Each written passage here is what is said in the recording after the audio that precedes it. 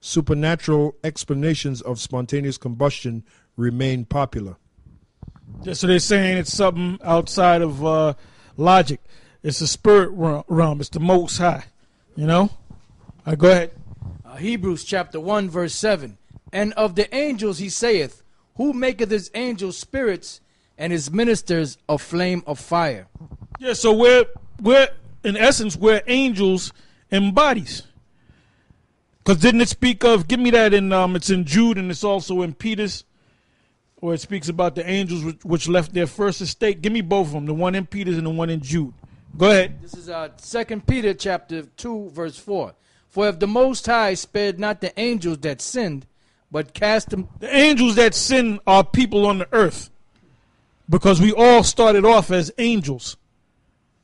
Didn't the Most High tell Jeremiah, before you was born, I knew thee? What was he talking about? He knew him in the spirit realm. You're nothing but a spirit that's brought into a human body, into your mother's womb, and you develop into her womb, and you become a man or a woman. Go ahead. For if the Most High spared not the angels that sinned, but cast them down to hell, and delivered them into chains of darkness to be... Right, cast them down to hell, and delivered them into chains of darkness. What are the chains of darkness? These bodies. And the fact that you didn't know that you were Israelites. Now, the fact that we know that we're Israelites is a fulfillment of prophecy. Isaiah 6, just to name one. Because there's going to be a certain time where we're going to wake up to this truth. Go ahead. It says, and delivered them into chains of darkness to be reserved unto judgment. To be reserved unto judgment. When you're reserved unto judgment, judgment comes after the destruction. The destruction is going to take place on the earth.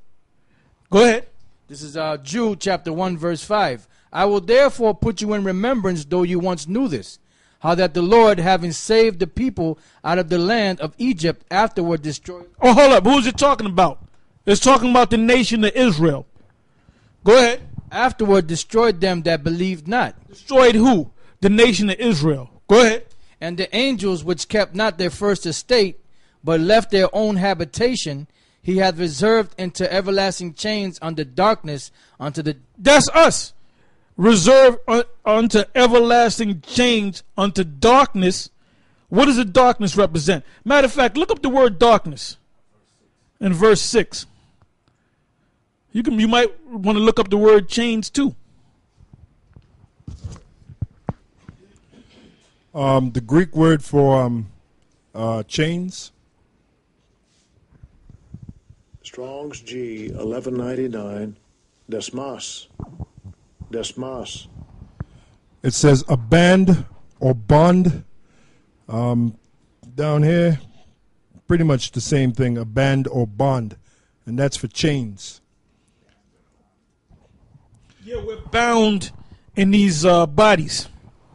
Our spirits are slaves to these bodies. That's why you got people that commit suicide. That's the only way you can free yourself from this body. If somebody shoots you or kills you, or you kill yourself, or you get sick and die. I got a scripture to add. Go ahead. Yeah, this is beautiful because this is what Paul said in Romans 7:24. O wretched man that I am, who shall deliver me from the body of this death? Yeah, the body of this death is that he's bound in, that prison. Yeah, chains. Yep. The next word is darkness. The Greek word. Strong's G 2217. Zaphos. Zaphos. Darkness, blackness. Yeah, pretty much it. Darkness, blackness. Yeah, the darkness and the blackness is the fact that the Most High darkened your eyes that you can't see the truth. But he had opened up the eyes of some of us that we can see the truth. All right? Go ahead. Back in Jude 1 and 6. And the angels which kept not their first estate, but left their own habitation, he hath reserved into everlasting chains. Left their own habitation. What is our real habitation? What is that? 2 Corinthians 5 and 11? Matter of fact, start at 1. left our own habitations. What is our true habitation? We have a habitation on the earth, and we have a habitation in the heavens. And Paul's going to speak on that. Go ahead.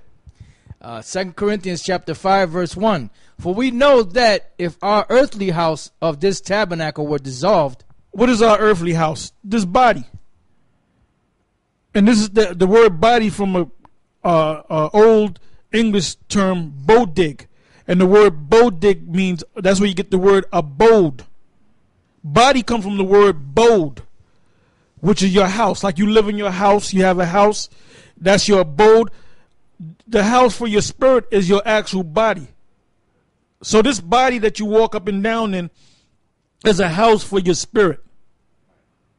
And then you get a house where you house your actual body, your other house. But there's another house up there in the spiritual realm. Go ahead.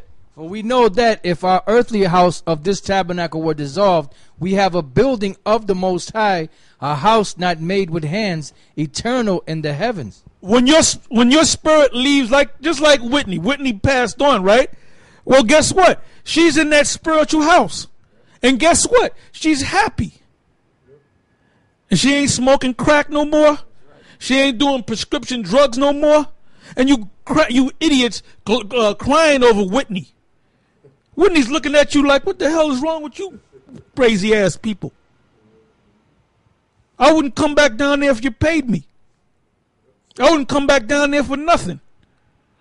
So you jakes, you don't understand the spiritual world, and you fools in the churches, man. You are a laughing stock, man. You are a damn laughing stock. You're stuck on stupid. Go ahead. It says, for in this we groan, earnestly desiring to be clothed upon with our house which is from heaven. If so be that being clothed we shall not be found naked. For we that are in this tabernacle do groan, being burdened. That's the ones that woke up. That's the ones that woke up. When you wake up to this truth, you mad, you're irritated, you're upset, you want to punch somebody in the face, you want to kick somebody in the nuts, you want to drop kick somebody, you want to drive your car and you want to run over some goddamn body, and you want to get that cracker, you want to get the nigger woman, and you want to get these two-thirds of these jakes and these other nations, man. You know? Go ahead. For it says, not for that we would be unclothed, but clothed upon, that mortality might be swallowed up of life.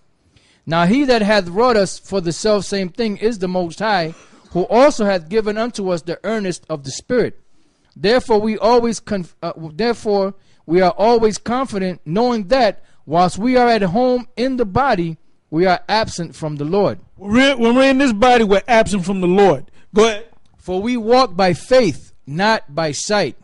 We are confident, I say, and willing rather to be absent from the body and to be present with the Lord.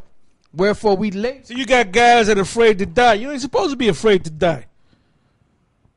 You might be afraid to die because your mother might bug out, or you might have a wife, maybe she can't make it. But when you come into this truth, you don't give a shit, man. You know, if you was like I was watching this thing, and my demon actually was watching it, and I put it on. It was I forget the name of the show. I never saw it before, but it's a show where you go back and check your records. So the guy that was in the show